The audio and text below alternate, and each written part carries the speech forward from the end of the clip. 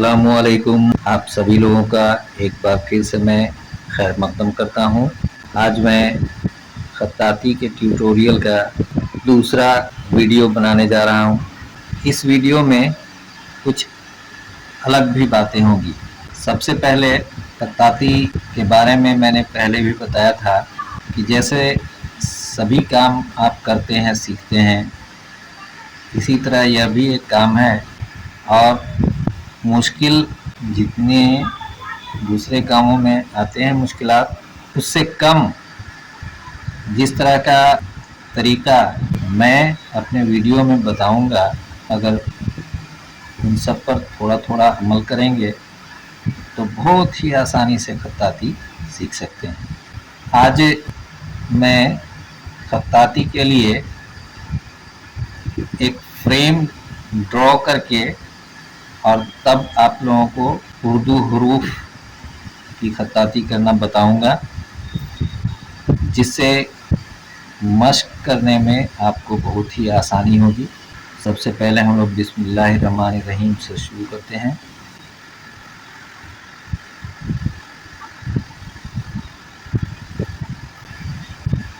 जैसा कि पिछले वीडियो में भी मैंने बताया था कि हम लोग मश्क शुरू करते हैं बांस के कलम से। खुद से कलम बनाना होगा चाकू की मदद से। तेज चाकू होगी, लेकिन बहुत ही एहतियात बरतना होगा कलम बनाते वक्त, इसलिए कि तेज चाकू आपको चलानी है। उंगली यहाँ पर होगी तो एहतियात तो लाजमी है, नहीं तो हमें चोट लग सकती है, उंगली में कट आ सकता है। मैंने पिछले वीडियो में बताया था कि कलम का यह हिस्सा, यह जो आखिरी टिप है, इसको कत कहा जाता है। ये जो जितनी चौड़ाई है, इस चौड़ाई को कहा जाता है एक कत।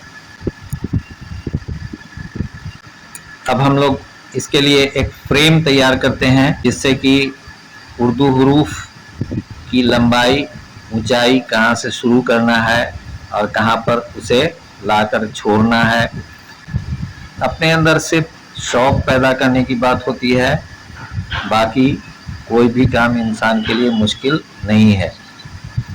और खत्ताती की प्रैक्टिस कर लेने से, मश्क कर लेने से, आप आम तौर से जो आपकी उर्दू तहरीर होती है उसमें भी खूबसूरती आ जाती है। स्टूडेंट्स के लिए तो बहुत ही ज़रूरी है। स्टूडेंट्स को इम्तहानों में अच्छे नंबर लाने होते हैं, अच्छे मार्क्स लाने होते हैं। आप देखिए, मैंने पहले एक लाइन खींच दी है। स्केल और पेंसिल की मदद से आप खींचेंगे। मैं आपको क्लियर दिखाई दे इसलिए ब्लैक बॉल पॉइंट पेन से मैंने लकीर खींचा है। अब इसके बाद आपको क्या करना है, आप ध्यान से देखें। कलम को इंक में डुबा करके, और यहाँ देखिए इस तरह से निशान लगाना है लाइन में सटा करके। तो जैसा मैंने बताया कि कलम की चौड़ाई को कत कहते हैं, तो ये एक कत हुआ यहाँ से यहाँ तक। उसके बाद ये दो कत हुआ, ये तीन कत हुआ। तीन कत के बाद मैं एक छोटी सी यहाँ पर निशान दे देता हूँ। उसके बाद देखें आप, फिर एक कत, दो कत, तीन कत। अब तीसरे कत के आधे पर निशान लगा देता हूँ, तो यहाँ से यहाँ तक हो गया 2.5 कत। फिर 2 कत और ले लेता हूँ। इसी तरह का निशान इस तरफ भी लगा देते हैं। अब देखें, यह हुआ 1 कत, 1 कत, 2 कत, 3 कत। 3 कत के बाद एक निशान लगा देते हैं। फिर 1 कत, 2 कत, 3 कत, तीसरे कत के आधे पर निशान लगा देना है, और फिर 2 कत। जहाँ जहाँ हम लोगों ने निशान लगाया है, लाइन से मिला देंगे।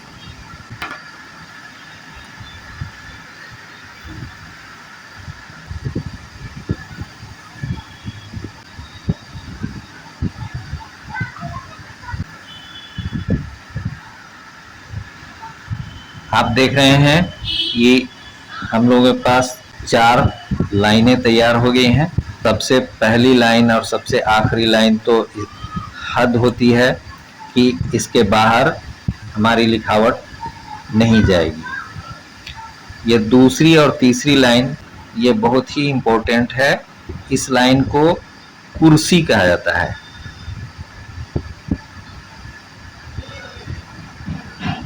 मैंने आपको पिछले वीडियो में अलिफ बे लिखना बताया था। चलिए उसको एक बार फिर रिवाइज कर लेते हैं।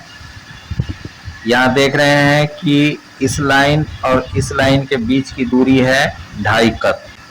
इसलिए इस लाइन से आधे कत ऊपर से और इस लाइन तक अलिफ हम लोग खींचेंगे तो वो 3 कत का हो जाएगा। इस तरह लाइन खींच करके अगर आप मश्क करेंगे तो आपको बहुत आसानी होगी। हम लोग जैसे चाहें वैसे मोटा पतला हर तरह की लकीर इससे खींची जा सकती है। आप देखें ये पतली लकीर, ये मोटी लकीर, आप देखें इसी से पतली लकीर भी होती है, मोटी लकीर भी होती है। कलम किस तरह से हम पकड़ रहे हैं, किस जाविये से, किस एंगल से हम पकड़ रहे हैं, यह भी मैं पिछली वीडियो में आप लोगों को बता चुका हूँ। इसका पकड़ने का एंगल, जैसे अगर यह 90 डिग्री का एंगल है तो आप ध्यान दीजिए इस एंगल से हम लोग कलम को रखेंगे कागज पर और इसी एंगल से इसको हम ऊपर नीचे दाएं बाएं बढ़ाएंगे। कभी कभी यह एंगल लगातार चलते हुए इसका जाविया घट भी सकता है, बढ़ भी सकता है। उस मौके पर मैं आपको बता दिया करूँगा। तो हमें शुरुआत करनी है इस एंगल से। यह 70 डिग्री के आसपास का एंगल होता है। आप ध्यान दें, मैंने अलिफ लिखना आपको बताया था।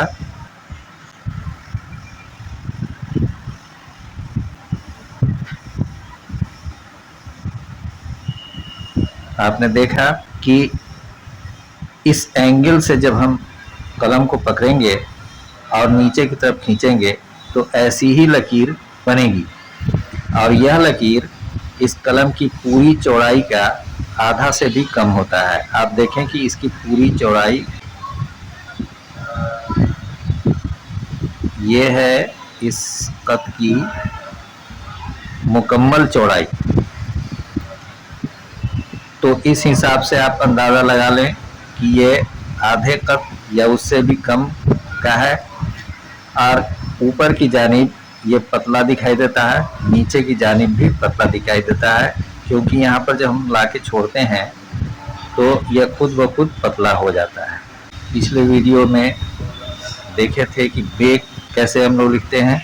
लंबा वाले बे के लिए सेकंड लाइन से हम लोग शुरू करते हैं।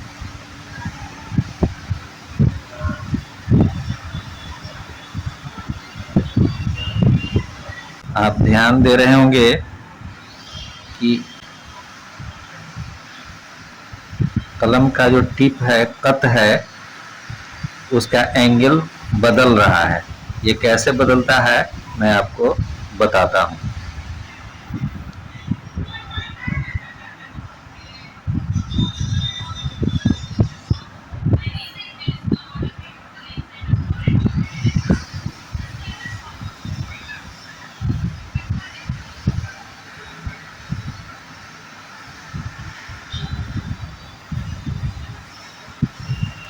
यह मैं पिछले वीडियो में बता चुका हूं आप लोगों को। ये आप ध्यान दें कि मेरा हाथ किस तरह से ये रखा हुआ है।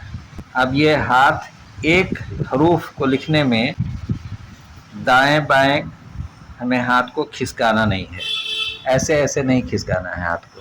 हाथ हमारा एक धुरी पर ऐसे घूमेगा, ऐसे घूमेगा, अपनी जगह को बदलेगा नहीं। अपने जगह पर रहते हुए हमारा हाथ ऐसे ऐसे ऐसे, आप ध्यान दें, ऐसे कैसे घूम रहा है, ऐसे ही घूमेगा। यह जो है एक कश्ती नुमा बनावट होती है। यहाँ पर ऊंचाई इसकी आधे कद की होती है और यहाँ पर जो ऊंचाई होती है, यहाँ से आप एक लकीर आप अगर खींचें तो यहाँ पर एक नुक्ता की जगह होती है। आप भी ऐसा ही नुक्ता देंगे लंबे वाले बे के बीचों बीच। अब आइए एक छोटा वाले बे को भी हम लोग देख लेते हैं।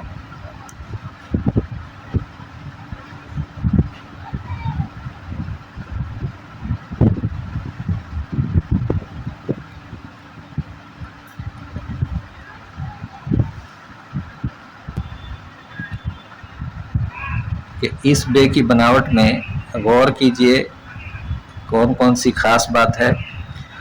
यहाँ पर जिस एंगल से हम लोगों ने शुरू किया, ये वही एंगल है जिस एंगल से पकड़ना मैंने शुरू से बताया है, और यहाँ पर आकर के ये 90 डिग्री के एंगल पर ऊपर उठा।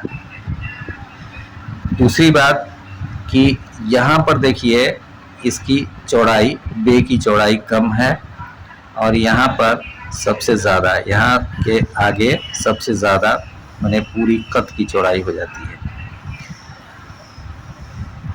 इसकी भी बनावट वही कश्ती नुमा ही होती है, लेकिन छोटी कश्ती की तरह से। यहाँ देखिए इधर से ज़्यादा उठा हुआ है और इधर से कम उठा हुआ है।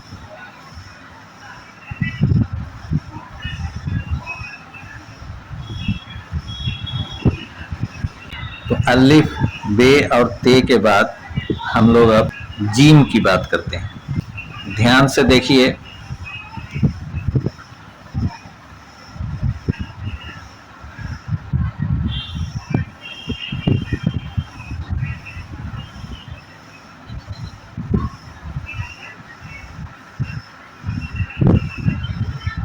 यहाँ से सीधा ऐसे लाना है, यहाँ से इसकी हल्की मोटाई होगी जो नीचे की तरफ जाते हुए कम होती जाएगी। यहाँ पर हम लोग इस कोने को गोल करते हुए खींचेंगे, यह कोना गोलाई लिए हुए होगा और इस लकीर को अब हम लोग गोल करते हुए इसको आगे बढ़ाएंगे यहाँ तक। यह कुर्सी तक पतली लकीर की तरह आएगी और यहाँ से आपका दायरा या दामन शुरू हो जाएगा।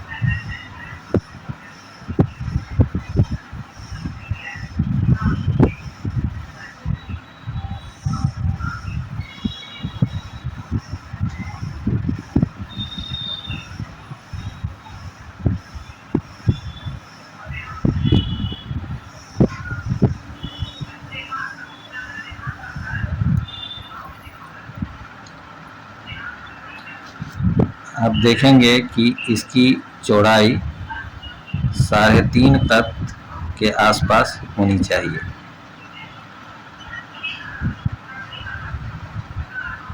ये देखिए 1 कद, 2 कद, 3 कद और 3.5 कद। 3.5 कद से कुछ ज़्यादा हो जाए, लेकिन 4 कद नहीं होना चाहिए। यहाँ से देखिए ये 3 कद के आसपास ये होना चाहिए, पूरा 3 कद है। इस लकीर से इस दायरा का हद 1.5 कद होता है और फिर 1 कद नीचे होता है। अब नुक्ता कहाँ पर देना है आप यह भी ध्यान दीजिए।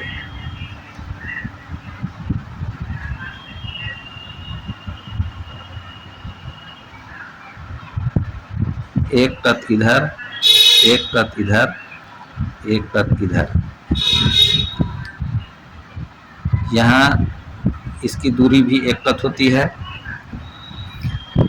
यह दूरी देखिए, यहाँ से यहाँ तक की दूरी 1.5 कद की होती है। आप देखिए, और ये जो झुकाव है ये आधे कद होती है, हाफ कद। इस तरह का लाइन आप कई लाइन एक शीट पर खींच लेंगे और इस तरह से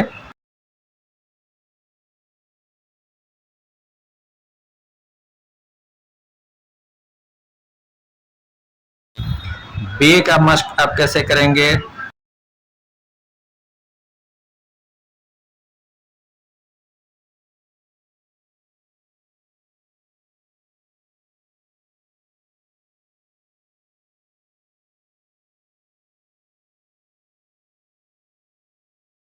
एक बात का हमेशा ख्याल रखिए कि बे लिखने में कहीं से भी ये मुड़ा हुआ दिखाई नहीं देना चाहिए। दाल और रे की बनावट देखिए, यह बिल्कुल तिरछा होता है, दाहिनी तरफ झुका हुआ। ये दोनों लकीर पैरेलल लकीर खींचे जो 1 कद की दूरी पर है। रे की बनावट भी इसी तरह झुका हुआ होगा। जाल को 90 डिग्री की एंगल पर कलम को रख करके हम लोग बनाएंगे और इसी तरह से जे को भी हम लोग वैसे ही बनावट देंगे। इसके बारे में अगले वीडियो में हम लोग तफसील से डिस्कस करेंगे। फ़िलहाल वीडियो के लंबा हो जाने की वजह से हम लोग इसको, ये मद की बनावट भी आप देख लें। अगले वीडियो में फिर मुलाकात होगी आगे के उर्दू हरूफ की बनावट के साथ। तब तक आप लोग खूब मश्क कीजिए, अपना ख्याल रखिए, अपने दोस्तों और अपने अहबाब का ख्याल रखिए, अच्छे अच्छे काम कीजिए और अपने मुल्क का नाम रोशन कीजिए। मिलते हैं हम लोग अगले वीडियो में, तब तक के लिए अल्लाह हाफिज़।